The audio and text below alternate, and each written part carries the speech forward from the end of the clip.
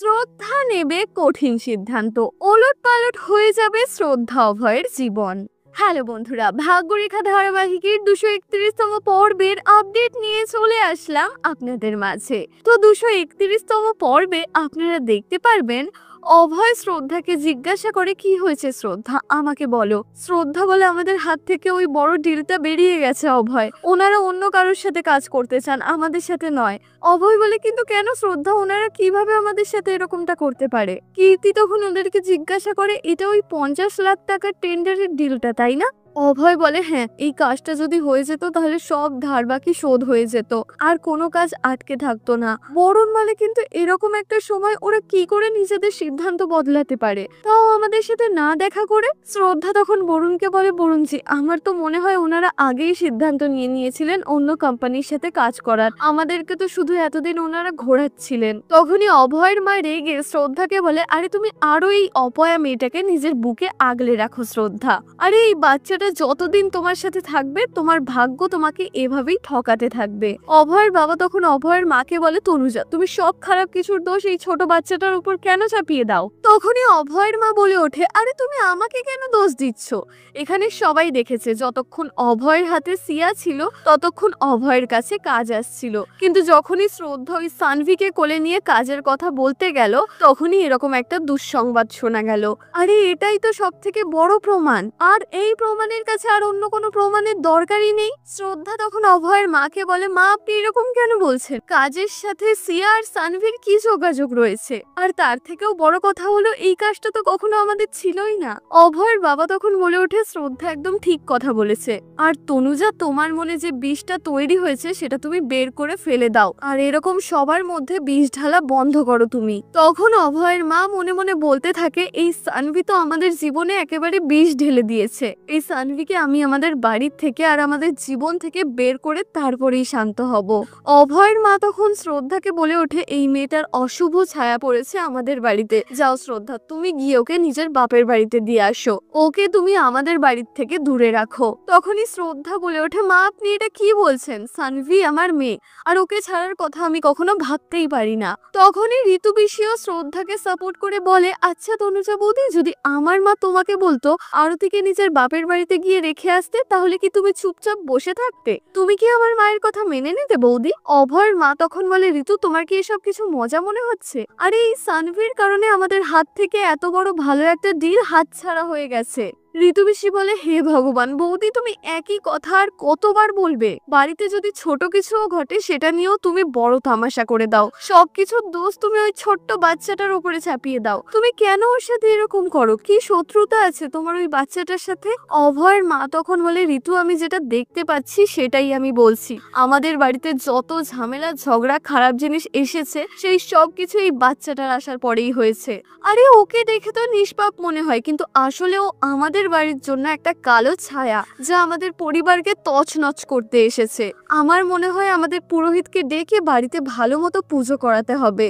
ঋতু পিসি তখন অভয়ের মাকে বলে, কিন্তু বৌদি, আমার মনে হয় পুজোটা তোমার জন্য করানো উচিত, যাতে তোমার মাথাটা একটু শান্ত হয়, আর যদি পুজো করার পরেও তোমার মাথা ঠান্ডা না হয় তাহলে আমার মতে তোমার চিকিৎসার দরকার আছে বৌদি। কোনো একটা ভালো হাসপাতালে গিয়ে তুমি বরং ভর্তি হয়ে যাও তনুজা বৌদি, ডাক্তার তোমার মাথার চিকিৎসাটা খুব ভালোভাবেই করে দিতে পারবে। সত্যি তোমার এখন অনেক চিকিৎসার দরকার বৌদি, কারণ বাড়িতে তো তুমি কারোর কোনো কথাই শোনো না, সবাইকেই এখন তোমার খারাপ মনে হয়। অভয়ের মা তো ঋতু পিসির এই কথা শুনে প্রচন্ড রেগে যায়। তখন আরতি ওর মাকে বুঝিয়ে বলে, মা, তুমি কেন ঝামেলা করছো? তুমি শান্ত হও, পিসিমা তো তোমাকে বোঝানোর জন্য বলছে। অভয়ের মা তখন আরতিকে বকা দিয়ে বলে, তোর মাঝখানে বলার কোনো দরকার নেই, তুই যা এখান থেকে। তখন বরুণের মা অভয়ের মাকে বলে, তনুজা, তুমি নিজের রাগটা সানভির সাথে সাথে পুরো বাড়ির সবার উপরে উঠাবে নাকি? এই উত্তরে অভয়ের মা বলে, বৌদি, এটা তোমার জন্য একটা ডিল হতে পারে, কিন্তু এটা আমার জন্য আমাদের বাচ্চাদের ভবিষ্যৎ ছিল। অভয়ের মা আরো বলে, বৌদি, তুমি তো তোমার খরচা ঠিক সামলে নাও, কিন্তু তুমি কখনো তোমার বৌমার খরচা দেখেছো?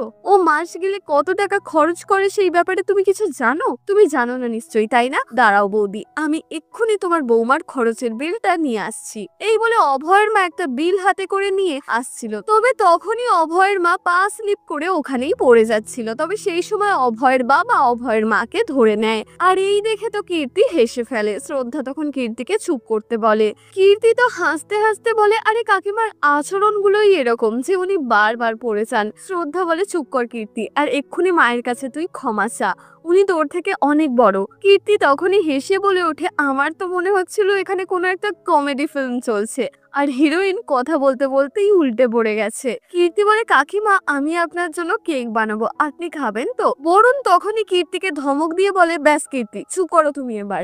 অভয়ের মা তখন কীর্তিকে বলে, আমি তোমার হাতের কোনো কিচ্ছু খেতে চাই না। বলা যায় নাকি আমার থেকে বদলা নেওয়ার জন্য তুমি তো ওতে বিষও মিশিয়ে দিতে পারো। বরুণের মা তখন অভয়ের মাকে বলে, তনুজা তুমি এটা কি বলছো? অভয়ের মা তখন বলে, বৌদি তুমি শুধু আমার উপরেই চিৎকার করো, কারণ তুমি তো তোমার বৌমার অসভ্যতামিগুলোকে কখনো আটকাতেই পারো না, তাই তুমি আর কি বা করবে। বরুণের মা বলে, আর তনুজা তুমিও কম না, তুমি একটাও সুযোগ ছাড়ো না কীর্তিকে কথা শোনানোর। পাশ দিয়ে তখনই ঋতুবিষী অভয়ের মাকে বলে, মানে বৌদি তুমি বলতে চাইছো তুমি শুধুমাত্র বলবে আর আমাদের তোমার তেতো তেতো কথাগুলো শুনে যেতে হবে, তাই তো? অভয়ের মা বলে, হ্যাঁ আমার বাড়ি, আমি এখানে যা ইচ্ছা বলতে পারি, আর এখানে যদি থাকার হয় তাহলে তোমাদেরকে সহ্য করতে হবে, আর যদি সহ্য করতে না পারো তাহলে চলে যেতে পারো। অভয়ের বাবা তখন অভয়ের মাকে ধমক দিয়ে বলে, তনুজা এসব কি বলছো তুমি? বরুণের মাও তখন বলে ওঠে, আজ পর্যন্ত কোনোদিনও আমার বাড়ি তোমার বাড়ি এসব নিয়ে কখনো ঝামেলা হয়নি আমাদের মধ্যে তনুজা, তুমি তখন থেকে কি অশান্তি শুরু করেছো? ঋতুবিষীও বলে ওঠে, বৌদি তোমার বাড়ির আগেও এটা আমার মায়ের বাড়ি। অভয়ের মা তখন বলে, কিন্তু ঋতু এই বাড়ির এই অংশটা আমাদের। তখনই বরুণের মা বলে ওঠে, তার মানে তনুজা তোমার সানভি বা আমাদের নিয়ে সমস্যা নেই, তোমার তো শুধু তোমার ভাগের অংশটা নেওয়ার দরকার, তাই না? অভয়ের মা বলে, বৌদি তুমি নিজের মুখের কথাটা আমার মুখে বসিও না। ঋতুবিষী বলে, নয়না বৌদি কোনো ভুল কথা বলছে না তনুজা বৌদি, তুমি অন্যদেরকে ভুল বুঝিয়ে নিজের কার্যসিদ্ধি করো আর তারপরে অন্যদেরকেই দোষ দিয়ে বেড়াও। তখনই অভয়ের মা আর বরুণের মায়ের মধ্যে অনেক বড় ঝামেলা লেগে যায়। ওরা দুজন তো অনেক ঝগড়া করছিল, একে অপরের উপর দোষ দিচ্ছিল।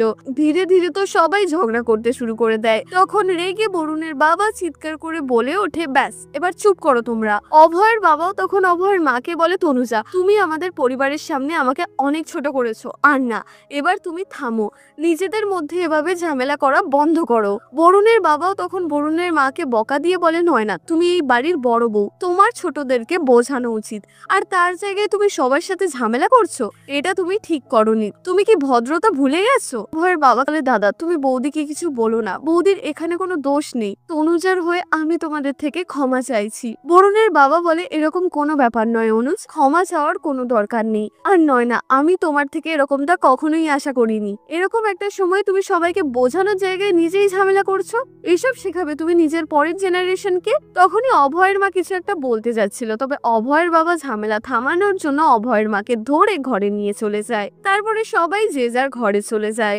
অন্যদিকে দেখা যায় অভয়ের মা কাঁদছে আর অভয় ওর মায়ের কাছে যায়। অভয় বলে, কি করছো মা তুমি এটা, তুমি আর কত কাঁদবে বলো তো? অভয়ের মা বলে, যেভাবে তোর বাবা সবার সামনে আমাকে অপমান করেছে, আমার গায়ে হাত তুলেছে, তাতে এখন আমি কি করব বল, কাঁদবো না তো?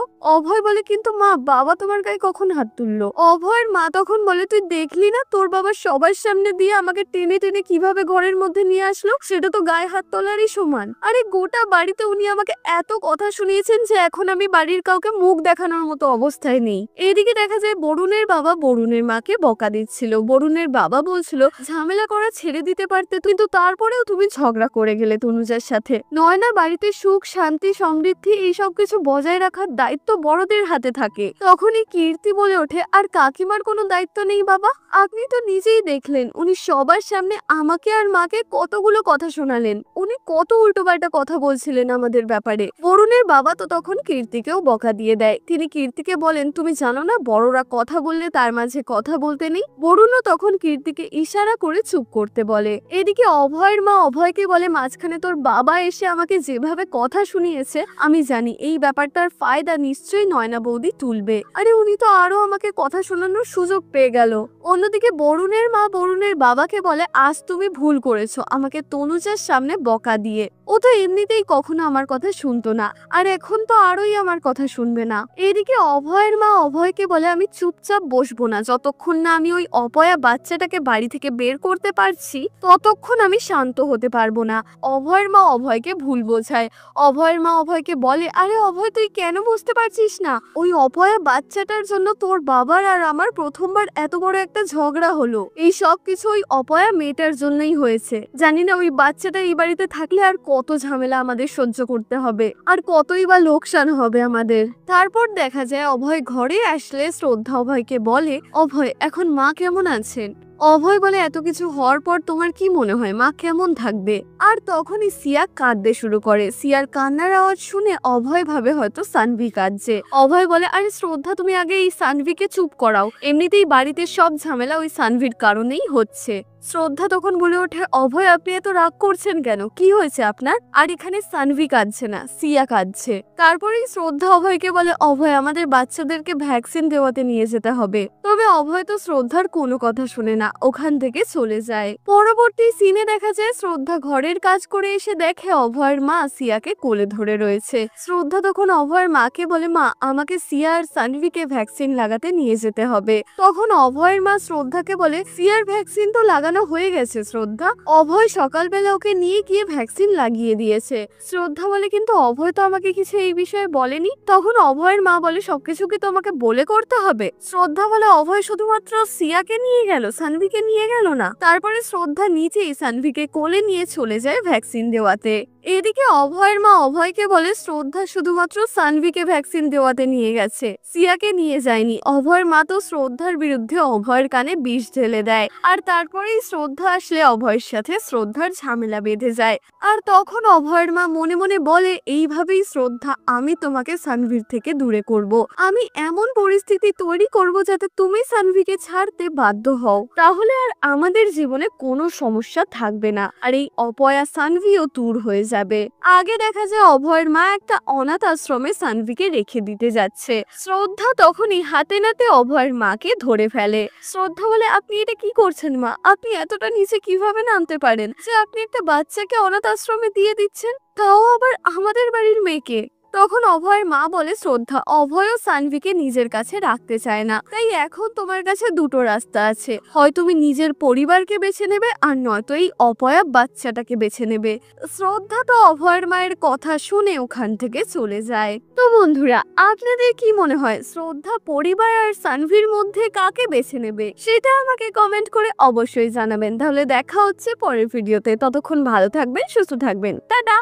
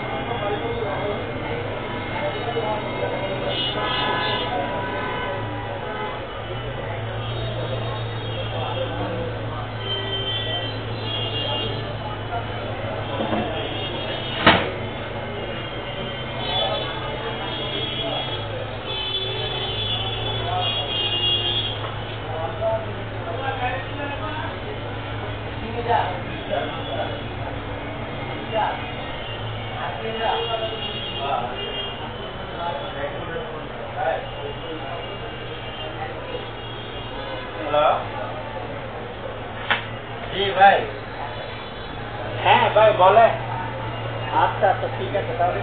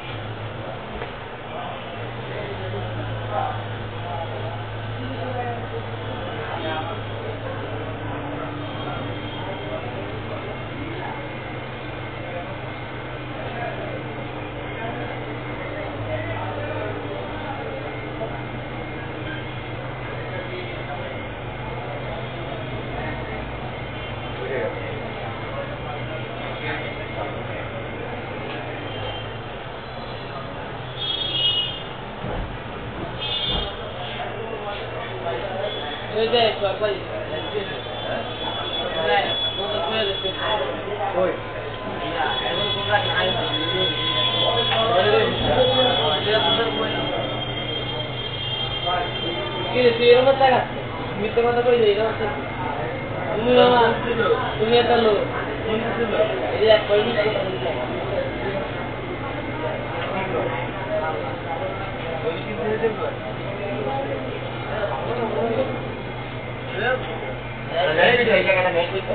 একটা